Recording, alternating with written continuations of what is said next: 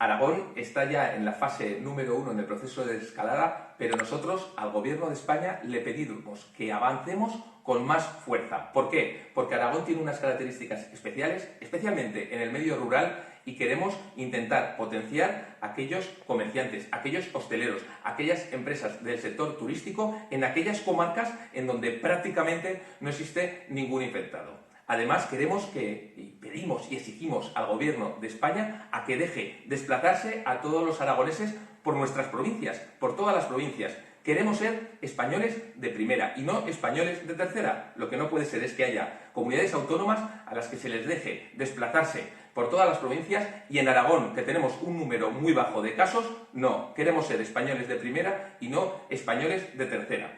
Además, pedimos al Gobierno de España que deje a los ayuntamientos disponer de esos 700 millones de euros que hay en remanente, que levante eso en veto y que todos los ayuntamientos tengan todo el potencial para poder gastar su dinero a la hora de implementar políticas públicas y políticas que incentiven a sectores clave dentro de la economía.